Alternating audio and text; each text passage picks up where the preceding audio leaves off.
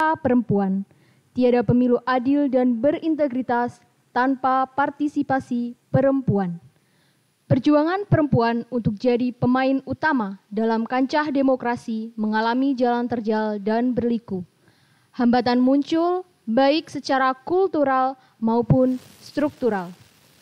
Sejatinya, persamaan kedudukan antara perempuan dan laki-laki di Indonesia telah dijamin dalam Undang-Undang Dasar Negara Republik Indonesia tahun 1945.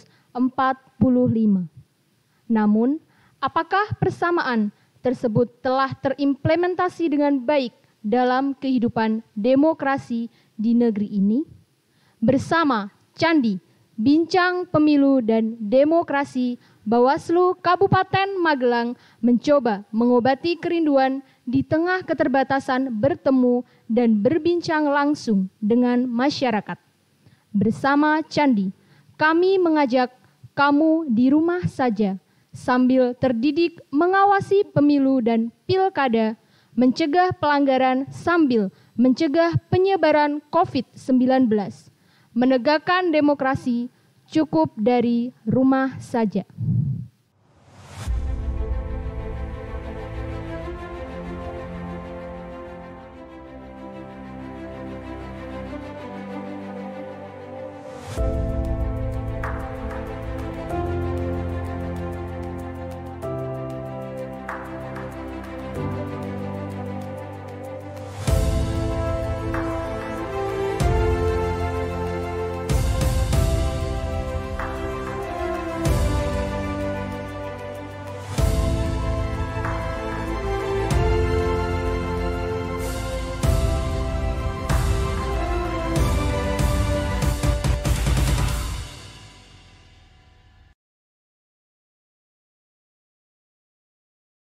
Assalamualaikum warahmatullahi wabarakatuh.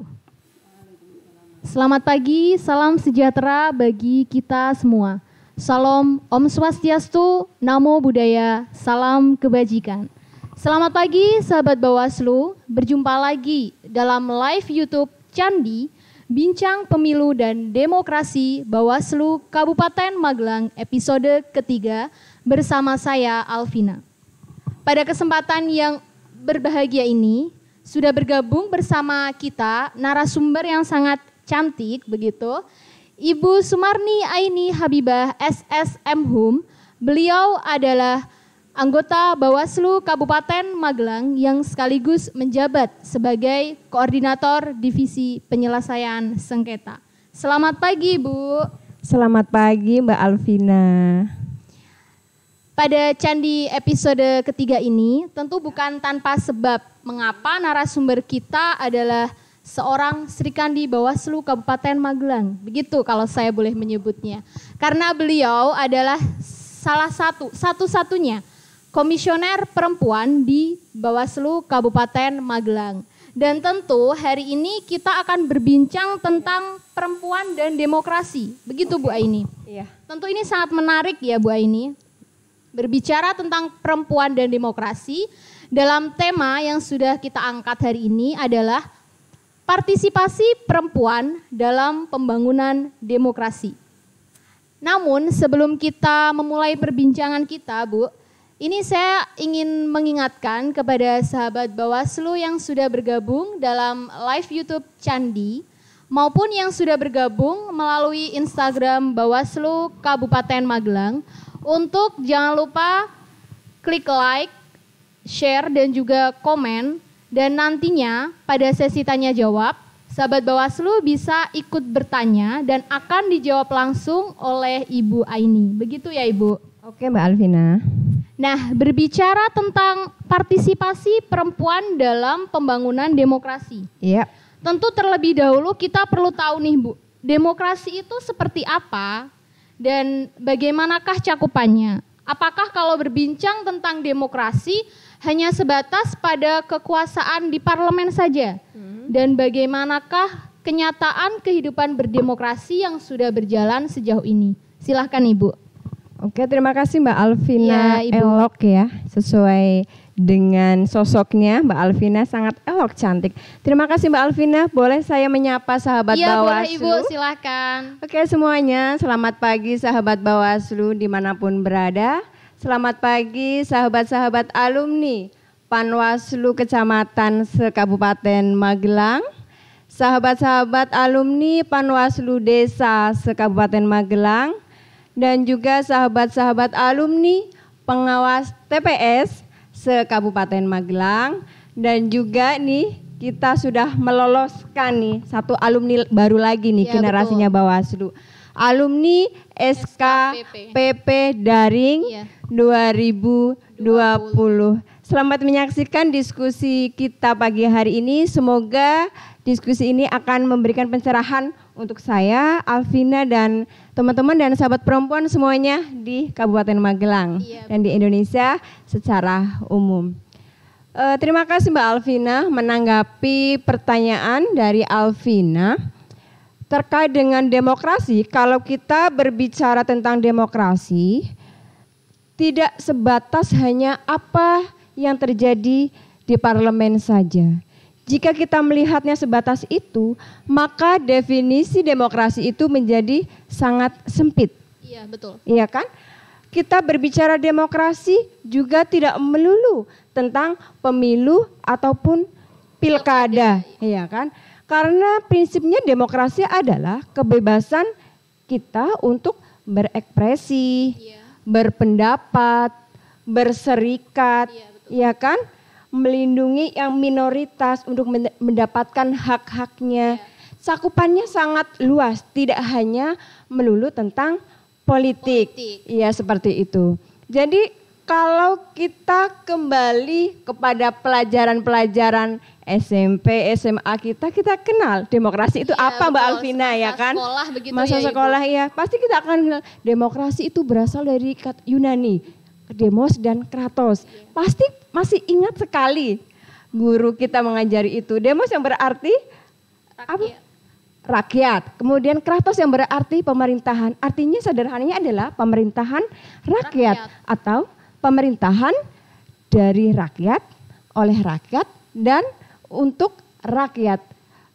Pandangan seperti ini juga selaras dengan definisi yang diberikan oleh pakar demokrasi Abraham Lincoln. Begitu, demokrasi adalah dari rakyat, oleh rakyat, untuk rakyat. Seperti apa? Dari rakyat di mana calon pemimpin kita di pemerintahan, ya, baik eksekutif maupun legislatif gitu ya, semuanya diambil dari rakyat, kan? Karena diajukan dari rakyat, baik itu diajukan melalui partai politik ya, betul. kemudian ataupun gabungan partai politik, ataupun juga dari perseorangan juga semuanya bisa itu ya, ya dari rakyat. Iya, Kemudian juga dipilih oleh rakyat. Oleh rakyat, itu yang memilih calon pemimpin kita semuanya adalah rakyat itu sendiri, dan hasilnya juga untuk rakyat. Yang kita kenal dengan mekanismenya ada pemilu dan pilkada. Prosesnya ada di situ. Kurang lebih seperti itu Mbak Alvina, pandangan pemula untuk demokrasi pagi hari ini.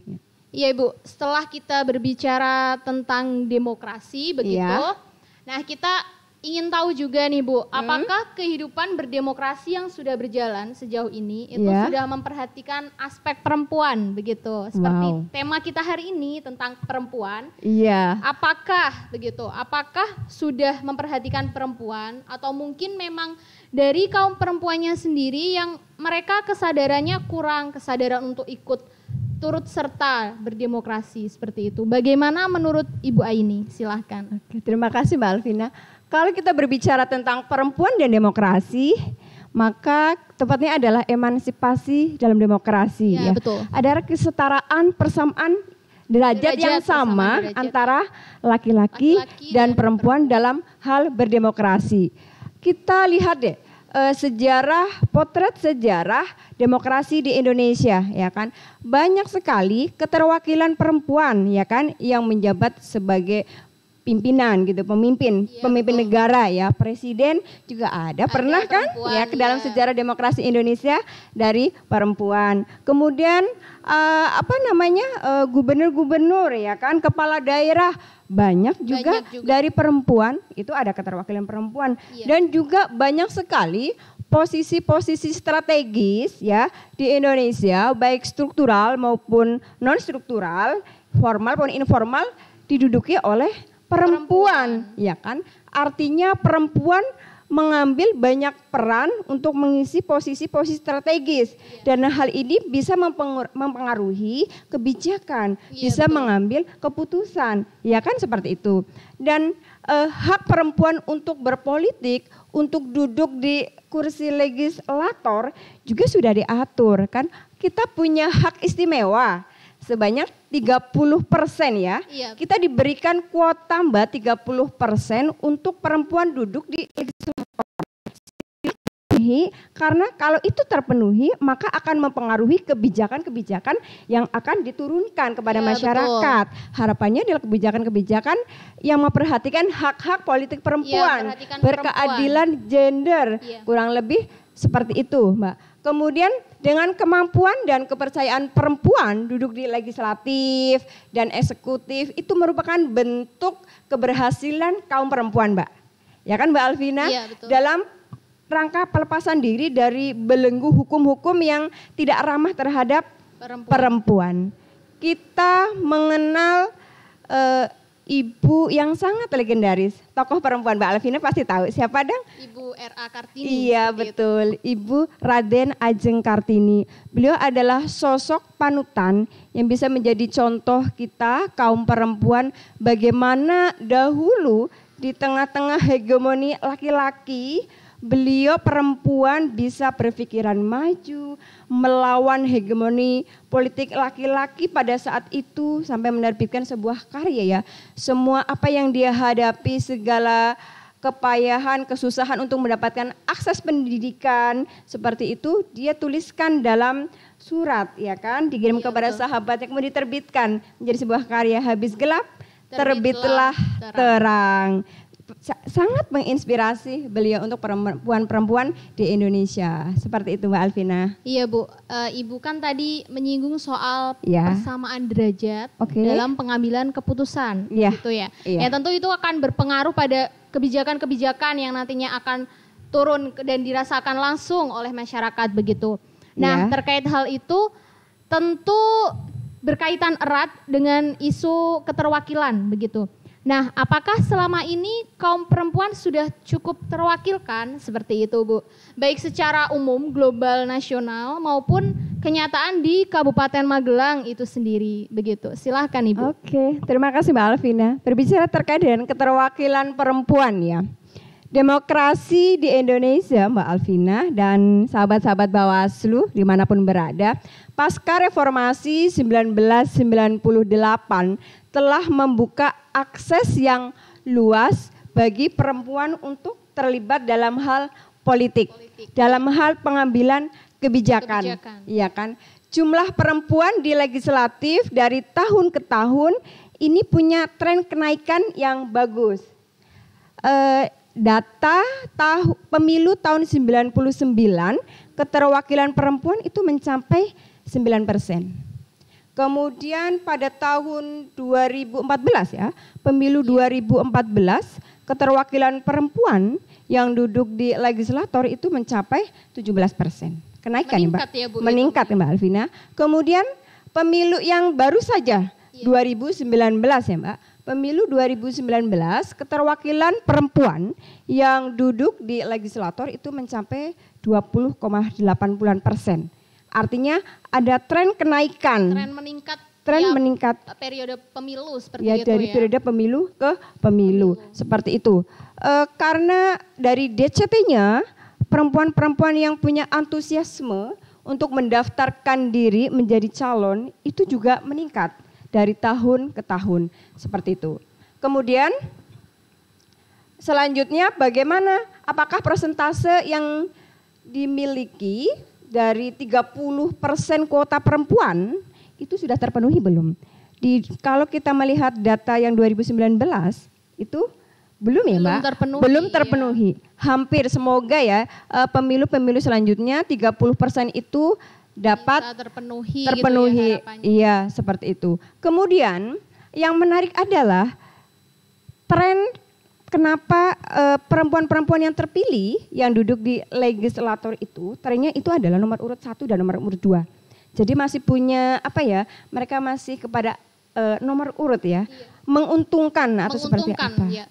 Atau seperti apa pandangan sahabat-sahabat yang lain? Nanti bisa diskusi live gitu ya via YouTube seperti itu. Kemudian bagaimana kalau itu potret nasional ya Mbak Alvina? Bagaimana kalau potret di Jawa Tengah sendiri kita? Di Jawa Tengah DPT pemilu 2019 yang terhangat inilah didominasi oleh perempuan, hampir perempuan. Jadi 50% lebih itu didominasi oleh perempuan.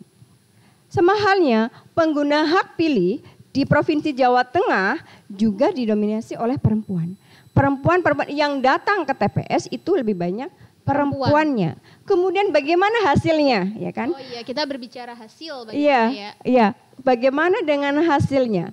Persentase perempuan yang jadi duduk di legislator untuk Provinsi Jawa Tengah itu mencapai 19,17%. 19, belum mencapai 30% juga. Belum ya, juga ya, ke angka 20 juga belum ya, iya, masih belum. Tinggi di tingkat yang nasional. Iya. Ini ada pertanyaan kan, tidak sebanding ya antara data pemilih ya kan, pemilih perempuan yang banyak, artinya potensi SDM perempuannya pemilih itu banyak, tapi belum dibarengi dengan hasil yang banyak yang memuaskan. Bagaimana di Kabupaten Magelang sendiri? Di Kabupaten Magelang sendiri sama Mbak, potensi perempuan, SDM perempuan banyak, makanya DPT-nya perempuan juga lebih banyak mengungguli laki-laki.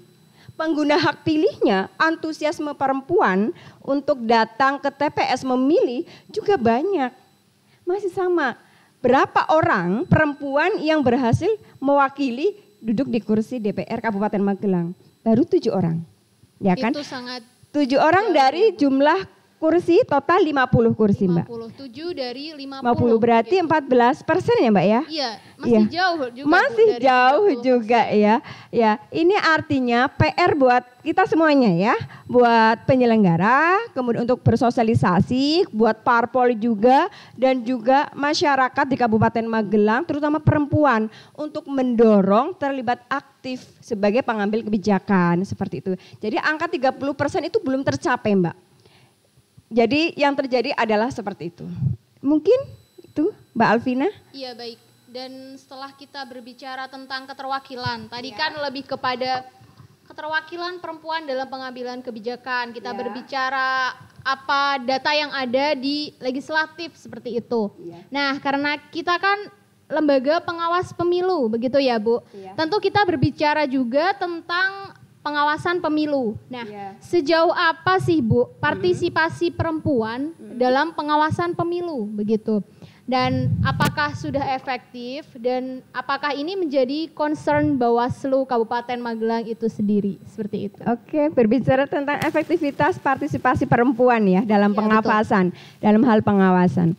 Oke, salah satu concernnya Bawaslu adalah meningkatkan partisipasi ya. Partisipasi masyarakat untuk terlibat aktif dalam pengawasan pemilu, dalam penegakan demokrasi yang berkualitas. Banyak hal yang telah dilakukan, diupayakan oleh Bawaslu Kabupaten Magelang untuk melibatkan masyarakat secara aktif. Ada program Gempar, gerakan pengawasan partisipatif gitu kan.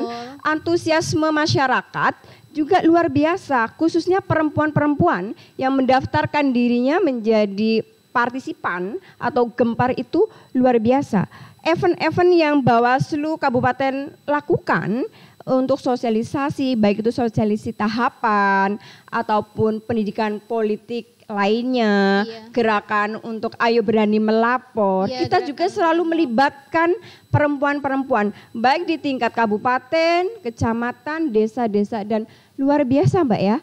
Kalau di desa-desa tuh antusiasmenya luar biasa, tinggi gitu. Jadi hampir semua kegiatan-kegiatan Bawaslu dipenuhi oleh perempuan-perempuan. Itu menunjukkan bahwa partisipasi perempuan untuk terlibat dengan Bawaslu, terlibat kegiatan pengawasan itu tinggi. Tapi masih ada PR. Apa itu, dari tahapan pemilu 2019, dari tugas Bawaslu kan salah satunya adalah menangani pelanggaran.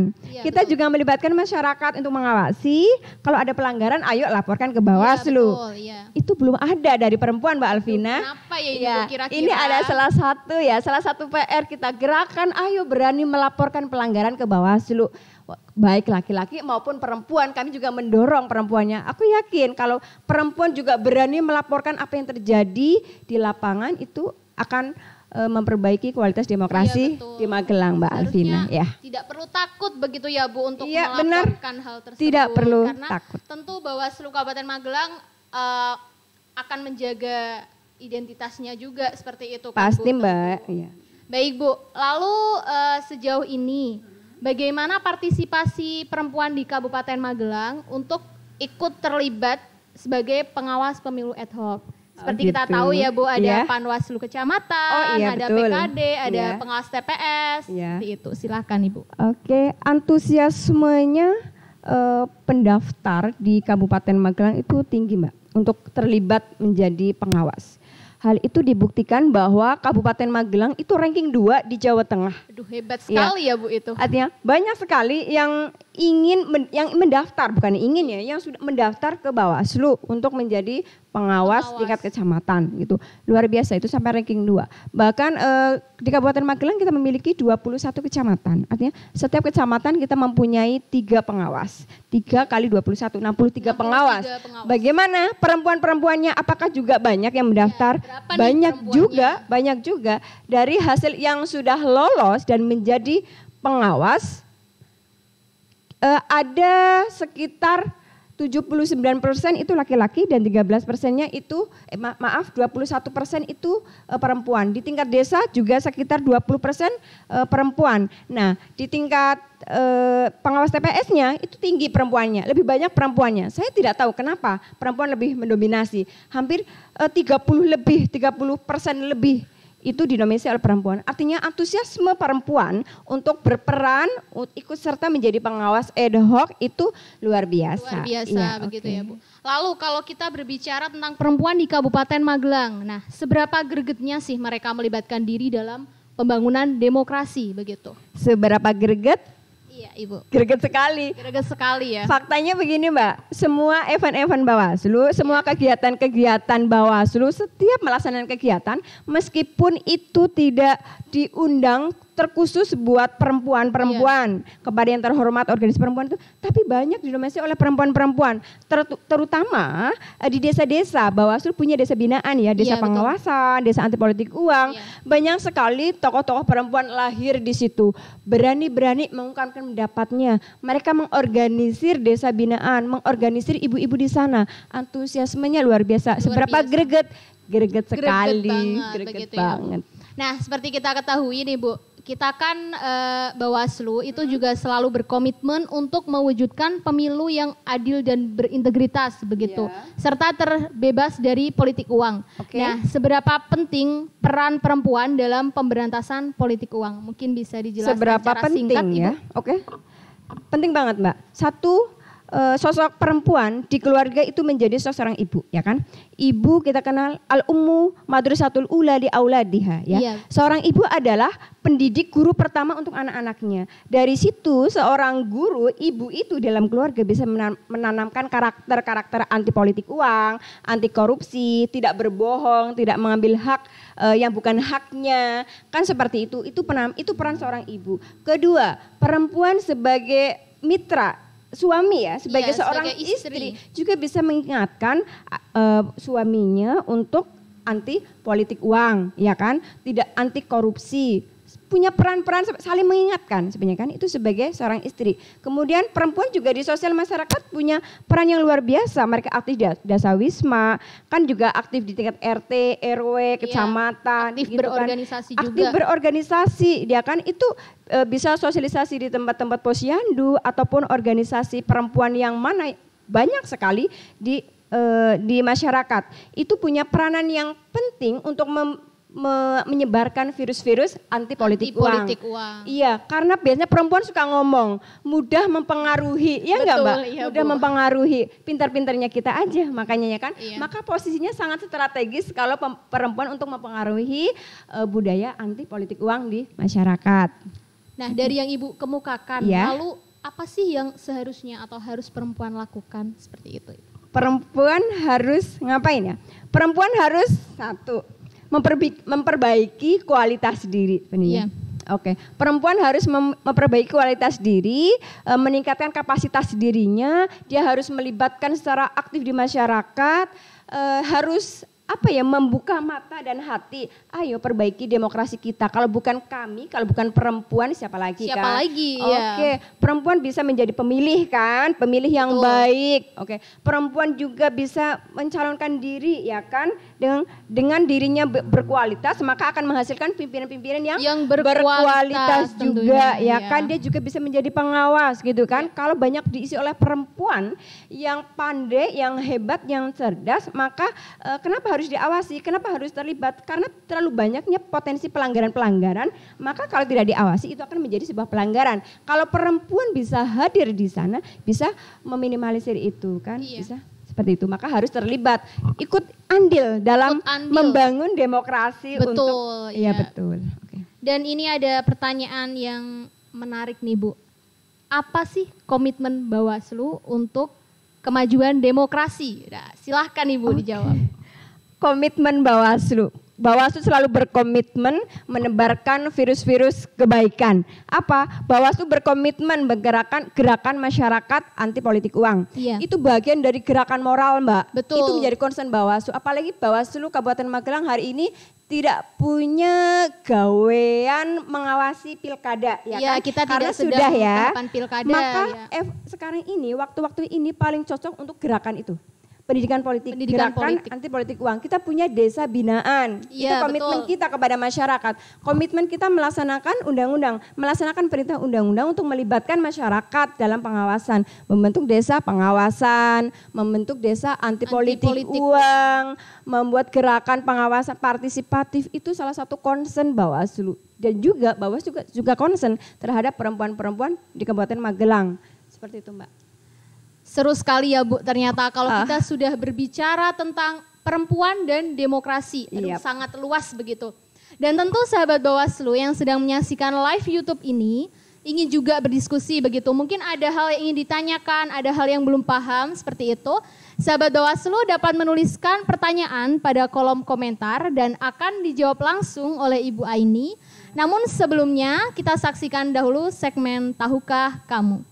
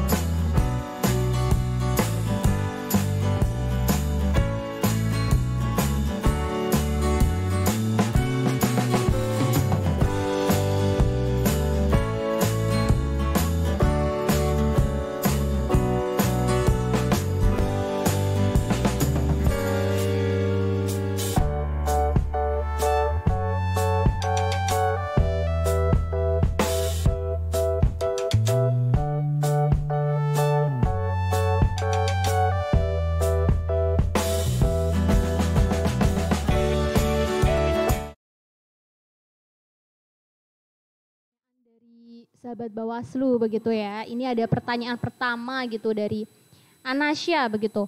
Apakah selama ini Bawaslu Kabupaten Magelang dalam merekrut Panwascam, PKD maupun PTPS sudah memperhatikan aspek gender gitu?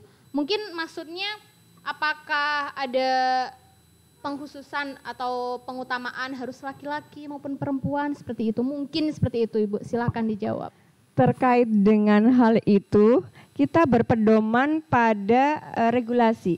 Karena sudah ada ketentuannya Mbak Alvina ya. Syarat-syaratnya apa? Selain warga negara Indonesia, ada umur, pendidikan, dan banyak hal kualifikasinya. Itu terpenuhi. Maka kita tidak melihat itu laki-laki ataupun perempuan. Tidak melihat gender begitu ya. Tapi di undang-undang gitu ya, diatur ada regulasinya adalah memperhatikan keterwakilan perempuan, yaitu 30%. 30%. Iya, itu kalau Bawaslu Kabupaten Magelang itu mengutamakan kualitas sebenarnya. Semuanya yang sudah memenuhi syarat ya secara administrasi melalui tahapan seleksi, maka selanjutnya adalah kita lihat seberapa kualitasnya dari nilainya, dari segala tahapan wawancaranya kan, seberapa kualitasnya. Kemudian kalau semuanya sudah berkualitas, kemudian kita lihat seberapa banyak keterwakilan perempuan yang ada di situ. Maka tetap kita memperhatikan ya Mbak, tidak mewajibkan ya, tapi memperhatikan 30% itu perempuan untuk duduk menjadi penyelenggara Mbak, seperti itu. Seperti itu, berarti tidak ada tetap sama lah semuanya. Istimewa sama. Begitu. Tidak ada ya, yang lebih diistimewakan seperti itu ya Bu. Iya, yang penting memenuhi syarat. Memenuhi harus qualified gitu ya Bu. Iya. Terus ini ada pertanyaan juga Bu dari Dwi Ani.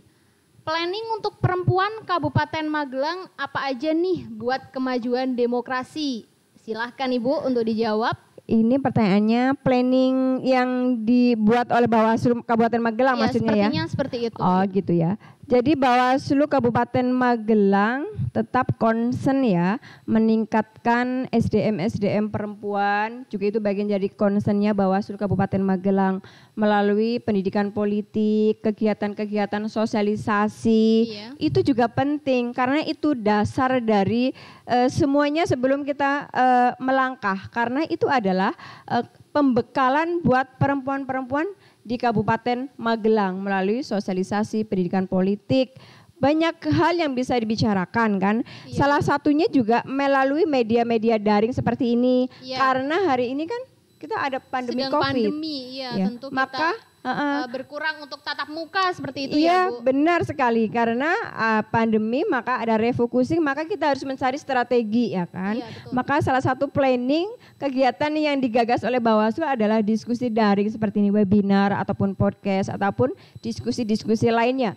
Yang jelas Bawaslu tetap berkomitmen meningkatkan kualitas perempuan di Kabupaten Magelang seperti itu. Baik Ibu.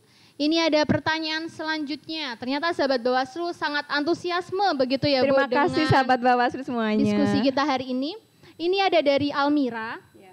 Bu Aini, bagi seorang perempuan untuk dapat ikut di parpol atau menjadi penyelenggara pemilu, apa aja sih yang harus disiapkan agar mendapatkan trust dari masyarakat? Silahkan Ibu. Terima kasih Mbak Almira, sepertinya ini punya cita-cita menjadi legislator nih ya. Betul. Atau malah double dia ingin menjadi penyelenggara pemilu. Ini harus dipisah nih ya. Iya betul, harus dipisah ya, bukan. Kalau Mbak Almira punya cita-cita menjadi calon legislator gitu ya, duduk di kursi DPR seperti itu, maka yang jelas semuanya harus dipersiapkan. Ya kan, satu pertama adalah diri Mbak Almira dulu ya kan, tingkatkan kualitas diri ya kan, betul. Performanya ya kan, kemudian juga investasi sosial dong ya kan ke masyarakat, betul, harus ya investasi sosial.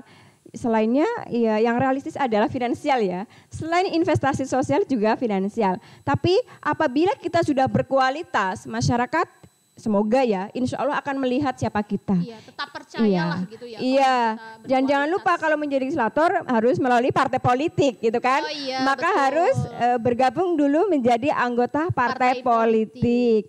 Beda lagi kalau penyelenggara, apa yang harus disiapkan? Kalau penyelenggara salah satunya adalah non partisan, Mbak. Ya. Jadi tidak boleh seorang anggota parpol gitu ya. Betul. Dua hal yang berbeda begitu Ataupun kalau Mbak Almira adalah pernah menjadi anggota parpol minimal 5 tahun sudah terbebas dari keanggotaan parpol. Karena penyelenggara pemilu kan karena harus independen ya. Independen dan integritas ya. Independensi itu utama. Syaratnya apa? Ya semuanya dimulai dari diri sendiri. Saya bilang belajar saja sih ya, perbanyak jaringan ya, perbanyak belajar untuk diri sendiri maupun belajar kepada masyarakat siapapun. Ya mempersiapkan diri itu banyak sih, diri sendiri dan lain banyak lah. Artinya semuanya harus dipersiapkan, baik dia secara finansial enggak sih kalau jadi penyelenggara karena semuanya free gitu ya. Asal dia berkualitas, lolos ya. Ya, insya Allah lolos begitu ya Bu. Ya. Ini ada pertanyaan juga dari Indah Novita Sari. Selama pandemi, adakah kegiatan edukasi politik dan demokrasi dari Bawaslu Kabupaten Magelang yang khusus untuk perempuan begitu? Silahkan Ibu. Selama pandemi, kalau yang dikhususkan untuk perempuan belum. Terima kasih ya.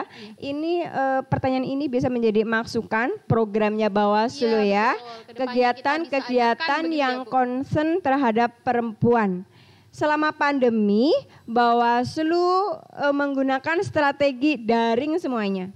Ya kan, baik kuliah, sekolah pengawas partisipatif gitu, baik daring Mbak, yang seharusnya bisa pertemuan layaknya anak sekolah kuliah tatap muka, itu nggak bisa kan, mulai dari tahapan rekrutmen sampai kepada tahapan ujian ya kan, sampai kelulusan sampai wisuda, itu semuanya by daring ya kan, kemudian kegiatan-kegiatan lainnya ya seperti ini, podcast, webinar, diskusi live IG, diskusi begitu, semuanya by daring. Tapi yang concern terhadap perempuan belum ya. Ini menjadi PR Bawaslu. Terima kasih Mbak pertanyaannya. Ya, selanjutnya Ibu, ini ada dari Sekar Arum Larasati. Selain persamaan derajat antara laki-laki dan perempuan seperti yang sudah kita bahas tadi ya Bu, apakah Bawaslu juga memperhatikan kaum difabel? Menarik sekali ini Bu. Iya, betul sekali Mbak Sekar Arum ya. Iya betul. Iya, terima kasih. Bawaslu selama ini juga aksesibilitas. Artinya begini, semua kegiatan-kegiatan Bawaslu bisa diakses oleh siapapun. Bawaslu juga melibatkan kaum difabel, bahkan pernah bikin acara khusus, ya kan? Kalau nggak salah di Atria atau pokoknya di salah satu hotel di Kabupaten Magelang gitu ya, menghadirkan teman-teman kaum difabel.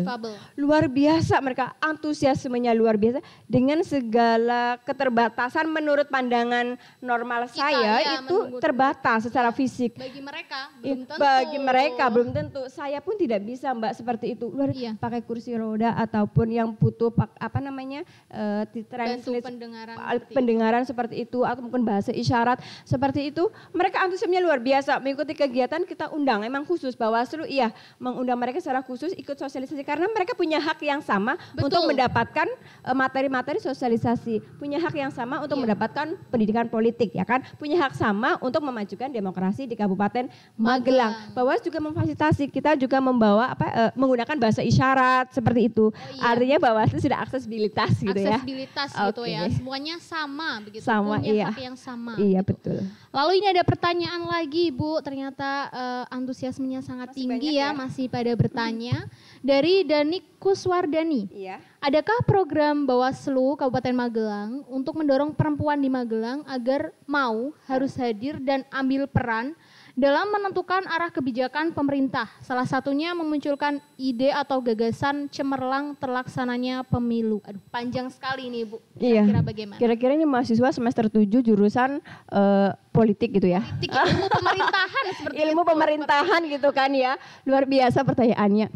Program Bawaslu yang mengarah ke situ, kalau programnya itu kita lebih concern kepada pendidikan politik sih Mbak ya. Tapi dari situ kan embrionya banyak sekali. Bisa menelurkan banyak-banyak gagasan, bisa menelurkan banyak-banyak SDM yang berkualitas. Ya kan, seperti itu. Jadi maka Bawaslu sebenarnya mendorong sih ya kepada perempuan-perempuan dimanapun berada dan khususnya di Kabupaten Magelang, bagaimana biar bisa terlibat menentukan kebijakan pemerintah. Jangan diam saja dong, Iya, betul. jangan di rumah saja nonton drakor di era pandemi gitu kan, tapi harus berbuat gitu kan. Iya. Ada Banyak hal yang action. bisa dilakukan, bisa mengikuti webinar-webinar itu kan dalam Iya, rangka meningkatkan kualitas kan. diri, meningkatkan Iya, kualitas sebenarnya. diri. Kemudian juga banyak yang bisa dilakukan, bisa bergabung dengan organisasi perempuan, organisasi yang concern dalam hal demokrasi atau pemilu. Ada kan di Kabupaten Betul, Magelang, ada. itu bisa terlibat kalau mau ingin berbuat. Prinsipnya ada andil dan berbuat untuk kemajuan demokrasi. Jangan diam saja. Jangan begitu diam ya. saja. Perempuan harus berdaya, begitu ya Ibu. Oke, tepat sekali Alvina, perempuan berdaya. Berdaya. Dan ada pertanyaan lagi ini dari Reza. Bagaimana Bawaslu menyikapi keterwakilan perempuan dalam kancah politik 2024 agar meningkatkan dan memajukan perempuan dalam mendapat kesempatan yang bersifat substantif? Ini pertanyaannya visioner sekali, Bu. Nah, 2024 ya? 2024 begitu. Oke, 2024, jangan-jangan ini calon legislator. Bisa ya jadi kan? ini, Bu. Luar biasa, terima kasih Mbak Reza. Sebenarnya sih kalau untuk memastikan keterwakilan 30%-nya gitu ya 2024 itu nggak menjadi concern-nya Bawaslu ya, karena Bawaslu kan penyelenggara ya, pelaksana saja. Tapi ada sedikit irisannya sih, ya tadi mempersiapkan diri sebenarnya kan, mempersiapkan diri untuk maju di 2024. Maka perempuan-perempuan di Kabupaten Magelang sudah saatnya bergerak ya kan, serentak, maju dan berdaya kan.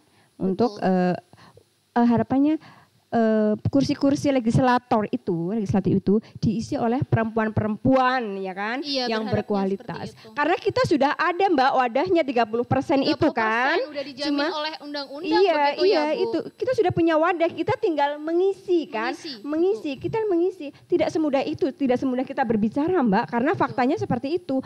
Kenapa ini menjadi PR kita? Ayo didorong, saatnya perempuan berdaya, saatnya perempuan maju, saatnya perempuan bisa mengambil kebijakan pemerintah begitu. Betul Ibu. Menarik sekali ya Bu, ini ternyata diskusi kita hari ini banyak yang bertanya juga seperti itu. Nah, sebelum kita mengakhiri acara kita ini Bu, adakah kesimpulan ataupun closing statement begitu dari Ibu Aini untuk seluruh sahabat Bawaslu yang sudah menyaksikan live hari ini, menyaksikan melalui YouTube maupun melalui Instagram seperti itu. Silakan Ibu. Oke, terima kasih Mbak Alvina. Saya ingin mengucapkan terima kasih kepada sahabat-sahabat Bawaslu se-Kabupaten Magelang ataupun se-Indonesia. Banyak juga ya tadi yang dari luar Jawa ya. Iya, seperti yang dari luar Jawa. tadi Bu. Terima kasih dari Jambi ya.